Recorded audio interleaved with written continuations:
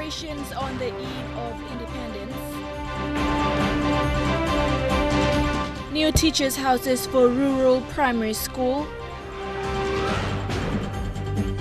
And refurbished police training college opened. This is National EMTV News with Helen Sayer. Good evening and welcome to Thursday's news. It is becoming a tradition that a day or two before the 16th of September, schools and companies commemorate the occasion with their own activities. In Port Moresby, one of our crew set out to see what people were up to today to give us a snapshot of what it was like the day before Independence Day 2016.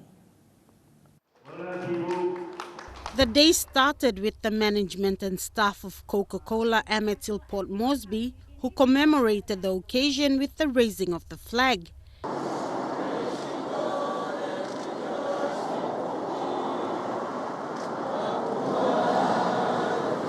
They were joined by NCD Governor Powes Parkop, who was given the hard job of judging the employees who were dressed in their bilas. The unanimous decision was that they were all winners. Thank you all, your general manager, your management, all the staff, for taking up time out for your nation. The flag raising set the tone for the day as we went to the next destination, Hohola Demonstration Primary School. The children had just finished saying Happy Independence in some of the different languages of PNG. From Southern Islands, and I'm going to translate Happy Independence to my language. Wali Panga. Happy Independence, Happy Independence 40 years. They then were treated to a motorcycle stuntman, but not before they told us why they are proud of being Papua New Guineans. We are proud to be Papua New Guinea because we are a free country. Because Papua New Guinea is a free country, we do a lot of culturation. A suburb away at St. Joseph's International School, their independence program was underway with students singing and dancing to contemporary songs to mark the occasion.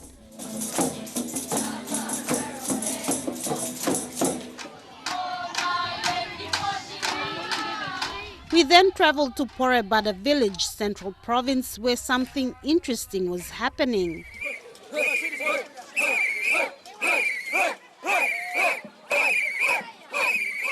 All the Mutuan children were proud to represent the different regions of PNG and showed that the Waipa is always a crowd pleaser.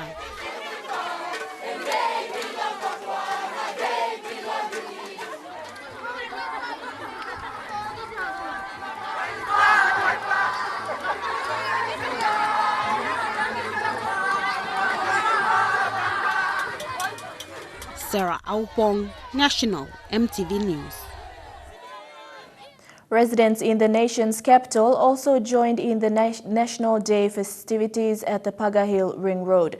With a Change is the theme of the celebrations. The very first Independence Street and Dance Festival began this morning on a slow pace. The first to arrive at the Paga Hill Ring Road to display their products were members of the SME sector.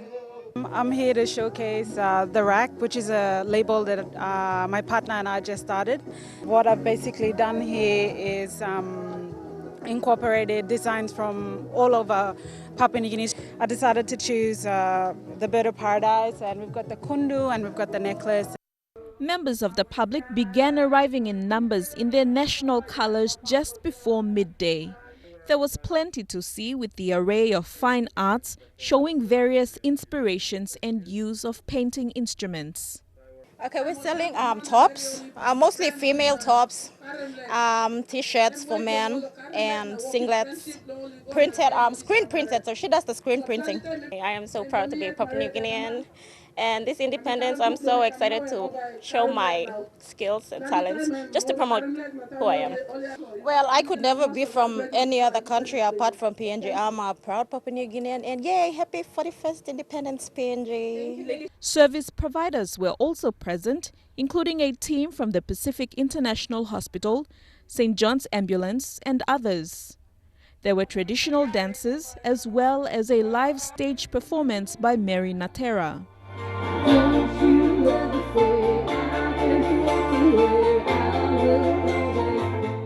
and a family event could not have been complete without a giant inflated slide and bouncing castle. Residents can expect more in the next 2 days. It's really free-flowing and it's a lot of fun. With all the stores here, on one side you've got arts and crafts and food being sold down this side. Again, it's just a big mix, a lot of different things. And then on this side of the street, we've got a lot of awareness tents. So National ID are going to be here taking people, getting their details down. The snake bite people are going to be here doing some stuff, showing off their ambulances and that, St. John's and whatnot. And then lots of traditional dancing, a lot of bands, a lot of musicians, dancers. It's just a really diverse group of different entertainment, basically. Tomorrow there will be a parade of school children and members of the disciplinary forces. NCD Governor Paul Spakop will also deliver his speech in the morning. It will be followed by a fashion show and more stage performances. Deli Waigeno, National EMTV News. A senior member of the lay community who contributed to rugby league and the construction of the Markham Bridge says Papua New Guinea must be proud of its achievements over 41 years. Sir Bob Sinclair, who supported the medal-winning schoolboys rugby league team to Russia, says the country achieved stability and independence without the bloodshed seen in other countries. Sir Bob said he felt proud as a Papua New Guinean and said he will be buried in Lae at the end of his life. For many people, Sir Bob Sinclair is the owner of the Lae International Hotel and Lae Builders. But Sir Bob has seen Lae City grow from a small town to the city it is now. And everybody says, oh, Sir Bob, you're lucky because you got here early, before independence and all that sort of thing. Believe me, there is more opportunity today than what there was then.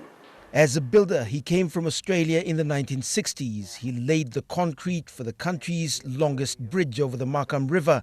He also built the Goroka Hospital and the Volcano Observatory on Manam Island, all before independence. He says Papua New Guineans have to see the positives and be proud of the achievements over 41 years. My age now, I want to see the younger generation have the opportunity of making our own road for success with our own resources. And we have the resource and we should be managing our resource. No one else. We should be managing our resource. It's ours. But why are we giving it away? And that's what's happening. We're giving, just giving it away. Sir Bob says one of his proudest achievements was sending the schoolboys rugby league team to Russia, where they won bronze. And I still remember the remark that I said in 2002 that by 2015 I hoped that we could beat Australia. We're still trying, but we will get there. 41 years on, Sir Bob says he has no intention of retiring just yet. And when the time comes, he says, he wants to be buried in Lae City. I've lived in Lae, I've lived in Papua New Guinea most of my life now, and I'll die in Papua New Guinea.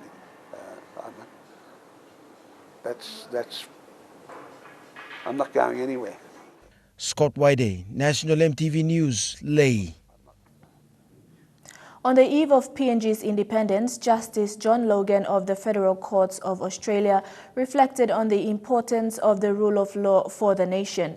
He stressed that for the nation to prosper, it was essential that PNG focused on maintaining the rule of law and enhancing the criminal law practice in order for the nation to prosper. He quoted similar sentiments made by the Queen and encouraged upcoming law students to work towards accomplishing that goal.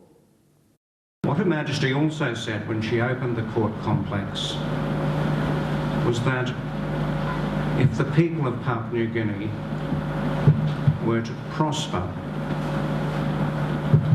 the rule of law was essential, and that whilst it could be established, experience showed that it was difficult to maintain. Your task with me and my fellow judges and the other members of the legal profession in Papua New Guinea is to help Papua New Guinea grow and prosper. Mainawa Primary School in Alotau District will soon build new houses for its teachers. For this remote school, housing has been an issue since its establishment. Yesterday, the school was presented 50,000 kina by the local member Charles Abel, a fitting independence gift for the school. The rough terrains in the inlands of Alotau district has never made it easy for schools or health centers to receive the attention it needed when it comes to housing public servants. However, for this level 4 school, the visit by local Member of Parliament Charles Abel was important with independence celebrations around the corner. Yesterday, the school received 50,000 kina under the district's education program. School Administrator Wilma Terekina says housing is what the school needs and comes as an independent gift. Good shelter for teachers is paramount, and in order for service delivery to flow smoothly. Tomorrow, Papua New Guinea will celebrate 41 years as an independent state. However, for this rural primary school, who turned 43 years this year, housing the teachers is a big step forward to enhance learning for the children in the local community. Despite being far from the corridors of Alotau district, local MP Charles Abel reminded the community the accountability of this government funding. It's already going to every primary school, automatic, you see. And it's going to be controlled by the school board, and the school board will sit down with WDC and they will arrange the carpenters and what? Buy the materials, work with the landowners, and in the most cost-effective way, they'll build these classrooms, these teachers' houses. 2 landowner groups were also present at sawmills, and for independence celebrations, the community received 500 kina by the local MP. MP Abel also reiterated the new road people in the Mainawa area will benefit from, which is under construction. We are not going to stop working until we break this road. It's not going to stop in the middle. That's before it happened, not now. Huh? We have to focus everything, all our strength and energy. We must cut this road. It is the most important lifeline for us in here. Jack Lapava Jr. National, EMTV News, Alotau. EMTV News continues after the break. Stay with us.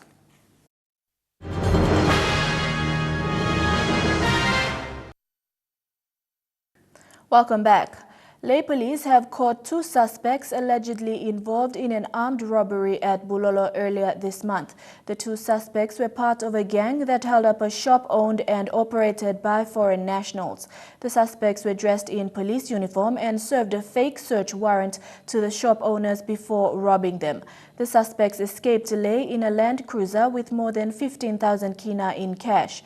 The suspects were apprehended in Lay 2 days after the incident. Lay Metropolitan Commander Chief Superintendent Anthony Wagambi believes major crimes being committed in the city are organized crimes.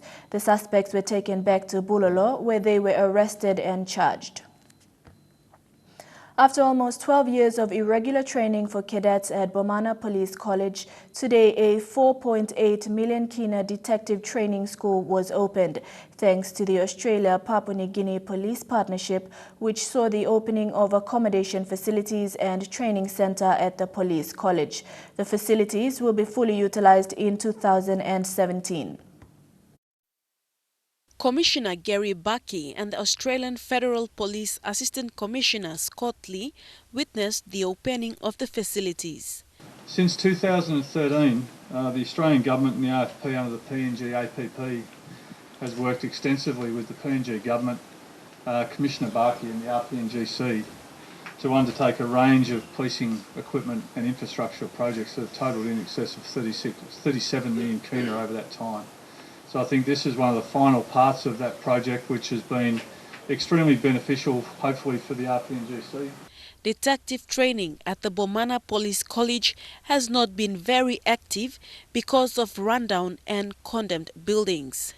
With these new facilities, the Royal PNG Constabulary will review the prosecution and detective trainings. Courses will range from investigations to prosecuting and will also see the development of detectives in PNG. But this one will form the core part of our detective training, but it will also be used for other training requirements that is going to be held here at the police college.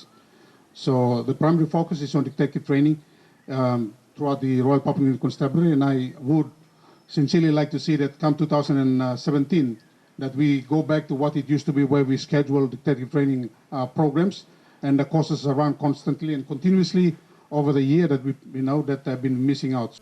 Commissioner Baki referred to news reports of cases being struck out from the courthouse because of lack of evidence and police files presented, and assured that there will be improvements soon. So I hope that by this building now, with this building here, it should give us an opportunity to review where we're going in terms of our prosecution training and detective training, so that we appraise those that have currently been doing the job, and at the same time train those others that are interested in doing the job, that are coming out of our police training and have gone serving 1, 2, 3 years and experience and coming in wanting to do detective work, so that they come to Bomana and we train them there and send them back into the provinces they come out. Vasinata Yama, National EMTV News. The Leh District Court has ordered the Managing Director of the Leh Biscuit Company, Ian Chow, to pay 25,000 kina within 48 hours to PNG Customs as penalty for bringing illegal ammunition into PNG. The incident took place in May 2012. Mr. Chow pleaded guilty to the charges laid against him, saying he failed to make prior arrangements before bringing in the items. Magistrate Jeremiah Singomat, after considering all the evidences brought before the court, found that Chow cooperated and has admitted to the charges. Therefore, he was ordered to pay 25,000 kina to Customs within 48 hours, which starts on Monday, or face a 7-month sentence. 90 Papua New Guinean law graduates were participants of the 4th consecutive commercial litigation workshop under some of Australia's top legal experts. The workshop, as expressed by Australian High Commissioner's Counsellor Mark Bailey, was an opportunity for the graduates to upgrade their skills in commercial legal practices. This, he said, was a step towards enhancing PNG's commercial legal sectors. The workshop was conducted in partnership with the Legal Training Institute, the Bar Association of Queensland and the Australian Government. Bailey said the workshop aimed to instill in graduates essential legal practices in commercial law that empowered them to change the face of PNG's commercial sector. Robust commercial practice builds a solid reputation for the country as a secure place to do business. And that facilitates business confidence, it attracts investors, it adds to the overall economic activity of the country. Ethel Heagi spoke for her fellow graduates in saying that the program, as intense as it was, not only helped to put into practice what they had covered in theory, but built their self-confidence as well as refined their skills. The Australian government, Bailey said, has been working in partnership with the PNG government for almost 20 years in preparing law graduates for admission to practice and contribute to a more dynamic and proficient legal practice in PNG. The week-long course concluded last week. Nelisi Gaviro, National EMTV News. A small but significant ceremony held by Prima Small Goods in Leh yesterday marks another milestone for the company in its efforts in making food safety its main priority. The company was awarded its Food Safety Award Certificate on Hazard Critical Control Point, or HACCP. This is an international food safety management system. The company is taking this step in making sure their products are safe. This will also help Prima plan ahead for corrective actions. And now looking at our finance news, the kina closed unchanged at $0.3155 in the interbank market. At Bank South Pacific, your kina was buying $0.3080 US, $0.4090 Australian dollars, 0.2709 euro and 31.17 Japanese yen. Looking at commodity prices at New York close, gold closed higher, coffee and cocoa closed unchanged, while copra closed the day lower. Crude oil closed lower, while palm oil and copper closed the day unchanged. And on the stock market, the Dow Jones closed at 31.98 points lower, the ASX is trading at 19.91 points higher, and the All Ordinaries is trading at 16.63 points higher. National EMTV News will be back with more after the break.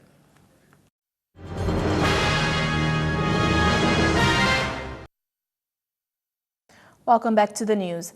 A Karachi-bound express train collided with a freight train in Pakistan's central Punjab region early today, killing at least 6 people and injuring more than 150. The Awam Express hit a stationary cargo train about 25 kilometers from the city of Multan. 4 carriages were overturned.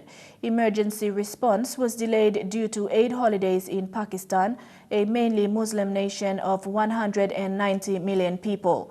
Pakistan's colonial-era railway network has fallen into disrepair in recent decades due to chronic underinvestment and poor maintenance. There is a growing dissent against Zimbabwe President Robert Mugabe. A former insider in the Mugabe government now says he can't sit idly by while his country collapses. Followers of Robert Mugabe invading a farm in Zimbabwe. A mob ready to attack. There was a big gang of people out here. Yes. The truck came here. It just stopped here. And about 50 or slightly over 50 people alighted. Agrippa Mutambara took the footage with his mobile phone. But they didn't count on his years as a combat commander in the Liberation War. I took my pistol and cocked it. When I did that, they all went down. The invasion was a dramatic turnaround, because for decades Mutambara benefited from his loyalty to Mugabe's regime. The government took this farm from a white family and gave it to him. The so-called farm invasions, often violent and sometimes deadly, shocked the outside world. Mugabe said it was an accelerated program of redistribution, but it helped solidify his rule. Later I realized that he had actually dictatorial tendencies. Now Mutambara says the tactics are being turned against powerful supporters like him who have turned their back on Mugabe. The moral values that he espoused during the struggle, he was no longer following those moral values. In his 36 years in power, Mugabe has never faced so many challenges to his rule. A rising citizens' movement, a cash crunch so severe, we saw people lining up for hours just to try and draw money. How are you? On the streets, Zimbabweans will tell you they are struggling. It's not very easy. It's a bit hard. Most depend on informal jobs like this or remittances from overseas to survive. Many blame the president. The old man is old. He can't control the situation. He's failing. We are dying of hunger. It's been 3 or 4 years without having a job. In rural areas, at least 4 million people are now hungry from a devastating drought. Zimbabwe has faced tough times before, but now struggle stalwarts like Mutambara are joining the opposition. Do you feel Zimbabwe now needs another revolution? Well, it's already taking place. We attained independence. Yes, we were able to exorcise the colonial demon, but I think in place we also created another demon. Until there is a change in the way government is run in Zimbabwe, the revolution must continue. A rebellion from within. Now to some good news. Imagine your best friend in the entire world flying off to another continent, never to return. And then imagine in a couple of months you have the opportunity to live side by side again in that foreign land. This is the incredible story of Chinese children Hannah and Dawson. Talk about falling for each other. This is an airport reunion between 2 besties separated for almost a year. Are you so happy, Dada? But they must have hugged like 400 times. 400, I mean, yeah.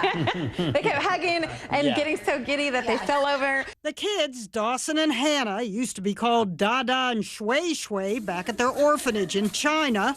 Hannah was abandoned, apparently because of her cleft lip. Dawson had fluid on the brain. They had each other. And then the Sykes family from Texas adopted Hannah, leaving Dawson behind. I was like, oh my goodness, how can we leave this boy in China? Like, really, I couldn't stop thinking of him. So Sharon Sykes posted Dawson's picture on Facebook, seeking a forever home. Another Texas couple, the Clarys, saw it and adopted Dawson. Probably don't put that in your mouth. 11 months after Hannah arrived at Dallas-Fort Worth Airport, the best friends reunited and went viral. Dada home. Once again, they're sharing a cup of water, rolling around on the floor, learning English. Doggy out. Already, the two are a hit on morning TV. Oh, and he's rolling on the couch right now. The families live just a few minutes apart and both attend the same Baptist church. Are you following Jesus this close? Reads the Clarys bumper sticker. And how close are these kids destined to be? Maybe wedding bells. We're going to bring back the arranged marriage. The moms are hugging. The moms and kids are hugging. I hug you, and I kiss you. And the kids are hugging each other. Even if Dawson is too young to know, you're supposed to close your eyes when you kiss. You're with National EMTV News. Chukai Sports is next. Don't go away.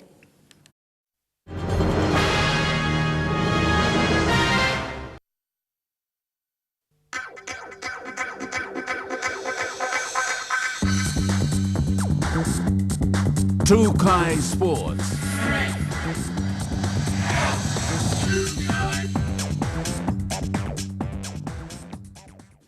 Welcome to Chukai Sports. In netball, the PNG Under-21 netball team, the Junior Peppers, will be departing in just over a week to participate in the World Youth Junior Championship qualifiers in Auckland, New Zealand.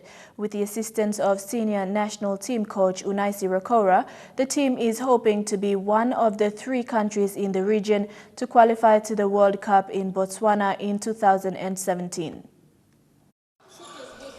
Host New Zealand, the Cook Islands, Fiji, Samoa and Tonga, as well as Papua New Guinea, will all be fighting for one of 3 spots for the 2017 Youth World Cup. It's the World Cup qualifiers, and we expect tough competition from all the 4 teams, and we won't feel complacent. There's a lot of work to be done in these next few days or so, and the important thing is making sure that our girls are mentally ready, because the competition will be tough, and it's important that we focus on our own game as well, making sure that we have the right combinations, and it's going to take a lot of effort from these players, but we have all the confidence with these young girls that they will go out there and do PNG proud. In late July, Papua New Guinea had a very narrow 47-46 win over Singapore's junior side. And while it had appeared that the home team had physically dominated their more experienced opponents, the side was still relatively new as a squad. Head coach Unaisi Rakora believes nonetheless that the experience gained proved a valuable lesson considering the quality of the opposition they expect to face.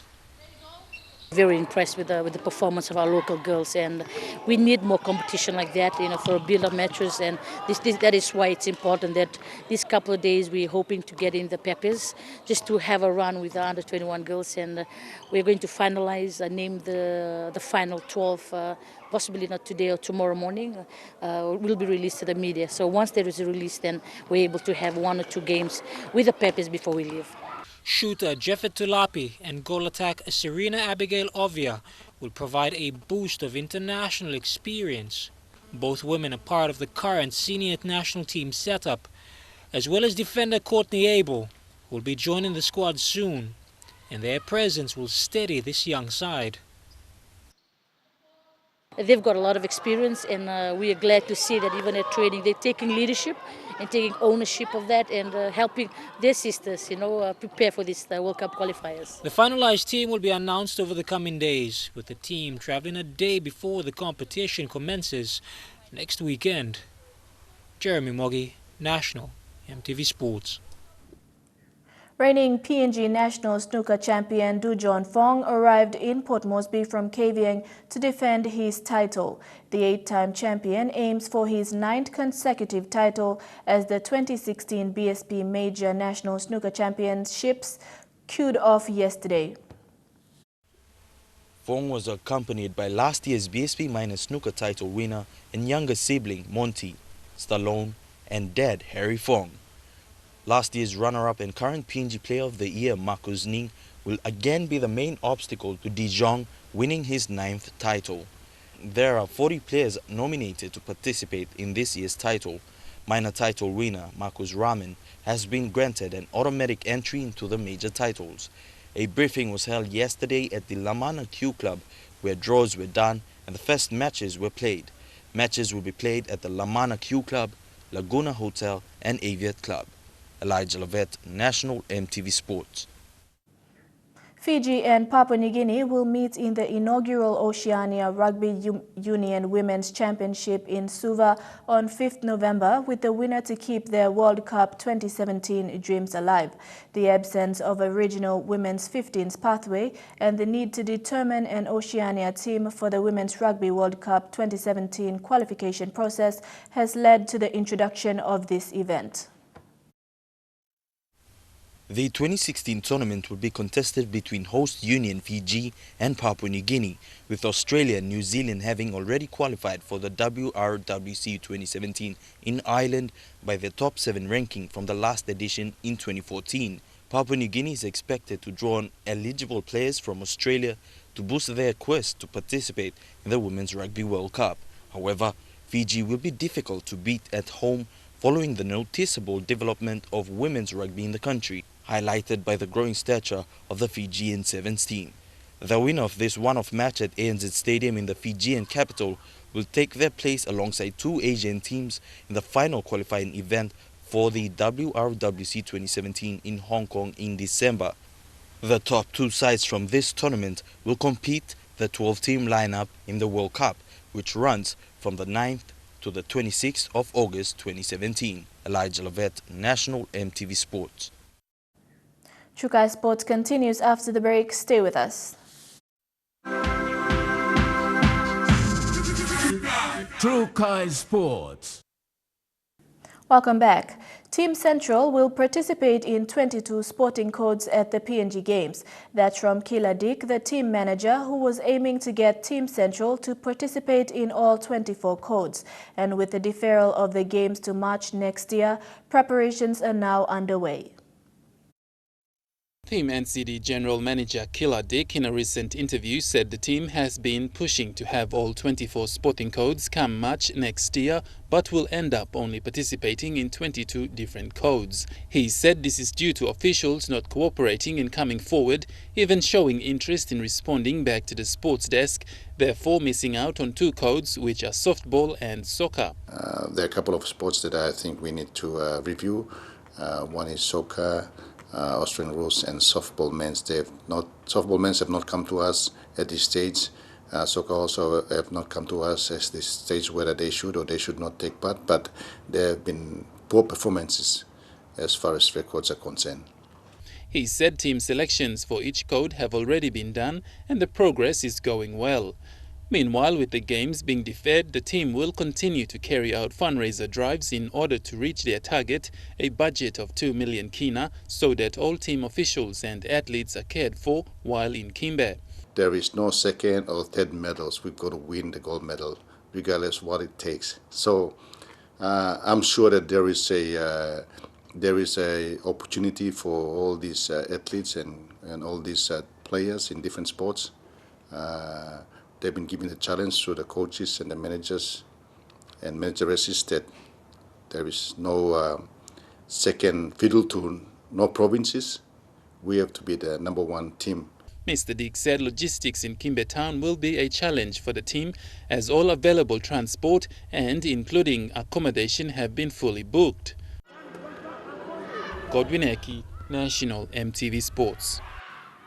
New Zealand battled back from a goal behind to secure a 3-1 win over New Caledonia, and with it, their place in the final of the OFC Under-20 Championship. Host Vanuatu also clinched a 2-1 win over a 10-man Solomon Islands side to book a ticket to the FIFA Under-20 World Cup for the first time in its history. The first semi-final of the OFC Under-20 Championships kicked off in Luganville Soccer Stadium between a side that has 5 titles behind it and another chasing a place at their first ever FIFA tournament. New Caledonia took the lead on the 19th minute mark through Cyril Knipe, who absolutely hammered a set piece into the back of the net to open the scoring.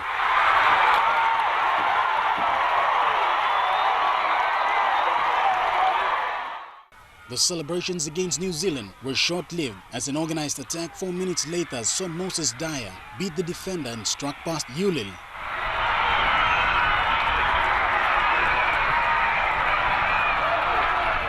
Soon after, a corner was delivered in front of the goal mouth to a waiting mass of players from both sides. It pinballed around before finally finding its way over New Caledonia's goal line.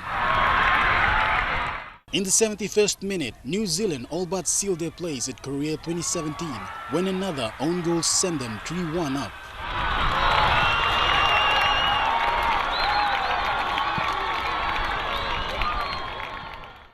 In the other 10th semi-final encounter, Solomon Islands took an early lead in the 21st minute when Joe Geese laced a swirling free kick past Willie Dick.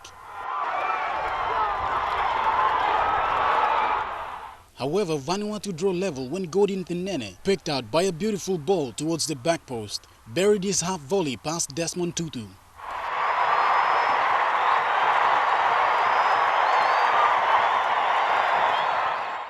With scores locked at 1-0 for the entire second half, the game looked to be heading for extra time, but Vanuatu captain Bon Carlo unleashed a shot that goalkeeper Harold Naunia could only parry into the path of Messin, who tapped in to send an already vocal crowd into an absolute frenzy.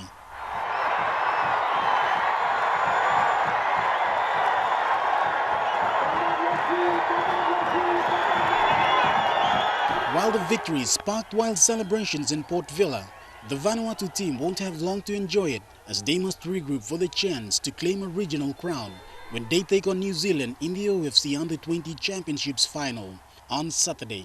Shane Saroya, National EMTV Sports. And that's a wrap for True Kai Sports. The weather details next. Stay with us. True Kai Sports.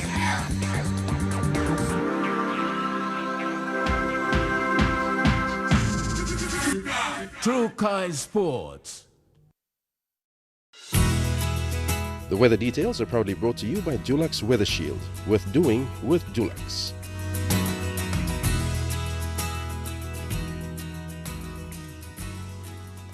Your weather forecast for tonight and tomorrow: brief showers in Port Moresby, Daru, Kerema and Alotau, and a shower or two in Popondetta. In the Momase region, showers in Ley and a shower or two in Medang, Wewak and Vanimo. In the Islands region, showers in Lorengau and Kimbe, and rain showers in Kavieng, Rabaul and Buka. And in the Highlands region, showers, then expected morning fog in all centers. Strong wind warning current for all coastal waters of southern PNG Indonesian border through Torres Strait and Daru to Kiwai Island to Kerema, to Yule Island to Hood Point, to Samarai Island to Cape Vogel, including all Milne Bay Islands and Bougainville.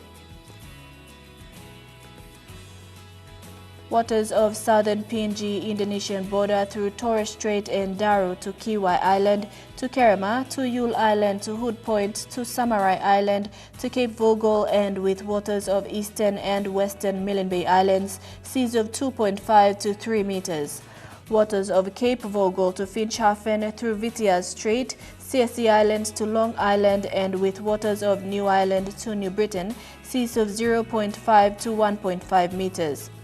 Waters of Medang to Bogia, to Wewak to Aitape, to Vanimo and northern PNG Indonesian border, and with waters of Manus and its western group of islands, seas of 0.5 to 1.3 meters, and waters of Bougainville, seas of 2 to 3 meters.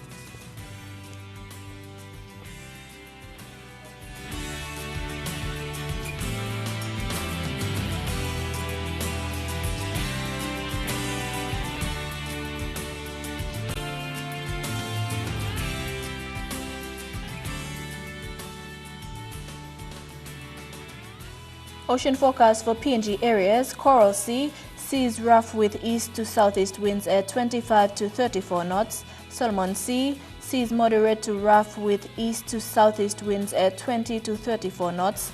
Bismarck Sea, sea slides with southeast to east winds at 10 to 15 knots. And in the Pacific Ocean, sea slide to moderate with southeast winds at 10 to 20 knots with gusts. Now recapping our main stories for tonight: celebrations on the eve of independence, new teachers' houses for rural primary school, and refurbished police training college opened. And that's the news, sports and weather for tonight. On behalf of the entire news team, I'm Helen Sea. Pleasant viewing. Good night.